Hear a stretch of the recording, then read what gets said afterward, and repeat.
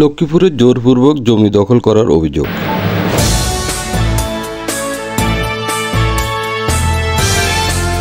স্বামী মারা গেছে, 8 মাস হয়েছে, তারা আবার এভাবে অপমানিত করছে। হ্যাঁ, আমার বাসুর হয় সম্পর্কে মতিন আর মতিনের ছেলে, হেরে বাপ ছেলে দুজনে মিলে আমার গায়ের থেকে উন্নাটা নিয়ে গেছে, পুরো জামা কাপড় ছিঁড়িয়ে লাইছে, আমার উন্নাটা পুরো হাতটা নাতে করিয়ে লাইছে।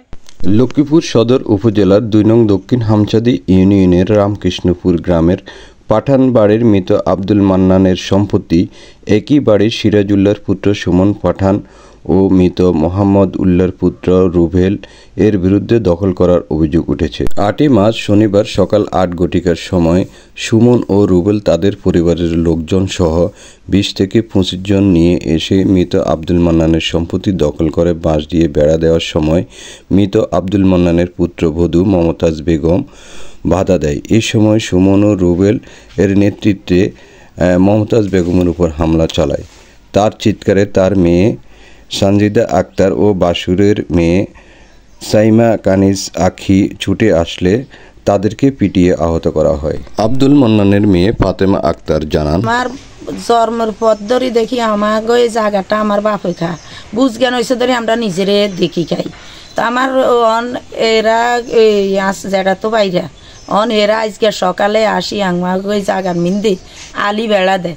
আমার বাইর বউ যাই কইছে দিন কি আপনারা এই জায়গাতে আলি বেড়া দেন কিনলে এটা তো আমার শ্বশুরের জায়গা, এই কথা কবে আসলো টান দিছে। আর আমার যেটা তো ভাইয়ে আমার এই যেটা তো বাইর বউরা এ বেগুনে দড়ি হেতির মারে আর আমার বড় বাইর বউ গেছে আরে হেরা মারে, ও মাইয়ারা ভিডিও করে আমার বাইজিরা মাইয়া করে মারে, আঙ্গ পুরুষ বলতে কেউ ছিল না। কাইলে ওই সুমনে বেলা আমার বাইর বোর নামে বাইহুতের নামে থানাতে অভিযোগ দিছে, এগোরে বেলে মারধর করছে এই কথা কইছে। আর পুলিশে ইয়ানো কই গেছে আজকে দিনে 3টা বাজে এরা থানা যাইতো, তো এরা সকাল 8টা 8:30টার দিকে ওগুরে মারি লাশ করে থুইছে, এরা থানা যাইব কোন পাকে। আমরা প্রশাসনের কাছে আল্লাহ দুনিয়াত কেন আমরা প্রশাসনের কাছে বিশ্বাস চাই।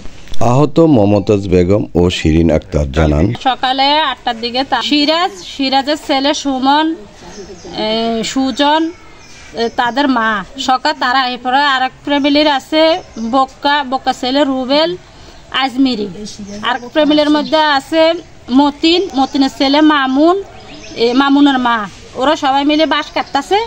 আমি কইছি কেন আপনারা আমাদের জায়গার মধ্যে বেড়া দিতেছেন, বেড়া দিয়েন না, এটা বলছে। এরা সবাই মিলে ধরে আমরা রাস্তার মধ্যে হালাই 5-6 জনে মিলে সবাই মিলে মারধর করছি। তখন আমি ওখানে জায়গার সাথে সাথে অজ্ঞান হয়ে গেছি, এখান থেকে আমার টানি আনছে, আমার এভাবে মারা দেয়।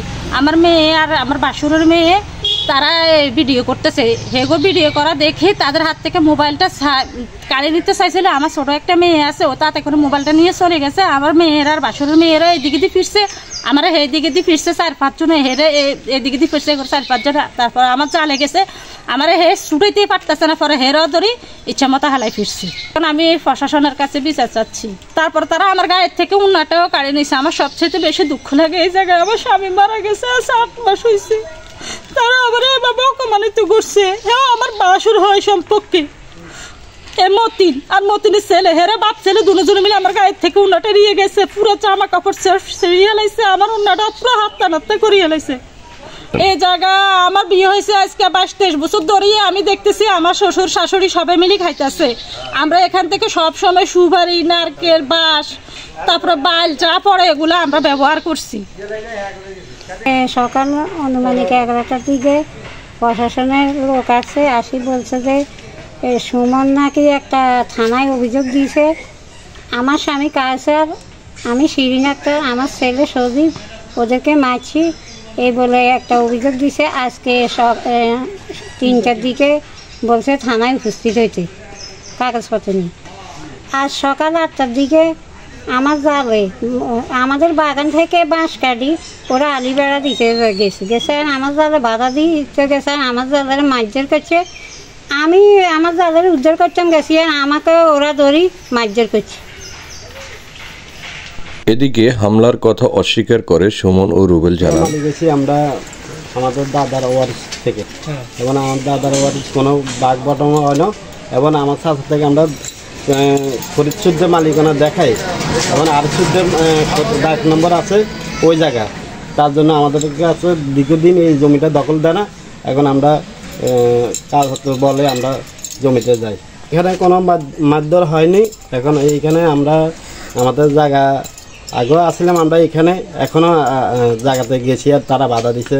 বাধা দেওয়ার পরে আমরা আইনে আশ্রয় দিয়েছি, অভিযোগ দিয়েছি। অভিযোগের আলোতে এরা বলছে অভিযোগে যাবে না। গত অনেক দিন যাবৎ তাকে আমাদের দলিলের জন্য, কাগজপত্রের জন্য ওনাকে বিভিন্ন বাজে ওনার কাছে যাই, প্রস্তাব রাখি। উনি কিন্তু একবারও আমাদেরকে কোনো সম্মতি না দিয়ে উনি শুধু একদিন বললে পরের দিন দিব বলি, আর সেই 4-5 দিন আমাদের সাথে ধরা দেয় না। ধরার কারণে আমরা থানায় একটা অভিযোগ করি। থানায় অভিযোগ করার পরে আমাদেরকে দারোগা এই তদন্ততে আসছে। আসার পরে ওনাদেরকে বলছে ওখানে যাওয়ার জন্য 3টা বাজে, আজকে 3টা বাজে যাওয়ার কথা ছিল। তো গতকালকে রাত্রে আমাদেরকে দারোগা ফোন দিয়ে বলছে নুরকমল চৌধুরী, তো উনি বলার পরে উনি বলছে যে ওনারা হয়তো বসবে না। ঠিক আছে, তো ওনারা যখন বসবে না, আমরা আগে আইনের আশ্রয় নিয়েছি, এলাকার মুরব্বী সবাইদেরকে জানাইছি, উনি কোনো বাজে উনি আসতেছে না। তখন আমরা বাধ্যগত হয়ে আমাদের জমি আমরা নিতে বাধ্য হয়েছি। কারণের কোনো কিছু তাদের সাথে আমাদের সাথে হয় নাই। আমরা এখানে হালি দিতে গেছি, আমাদের জায়গায় আমরা নিতেছি, ওরা পিছি দিয়ে আসি, ওদের মতো ওরা চিল্লাইছে, আমরা ওদের সাথে কোনো কথাই বলিনি। ওরা ওগমতো বকাবাদ্য বিভিন্ন ভাষায়, উচ্ছৃঙ্খলা ভাষা আমাদের সাথে আচার ব্যবহার করছে। আমরা ওনাদের সাথে কোনো কথা বলিনি, কিছু বলিনি।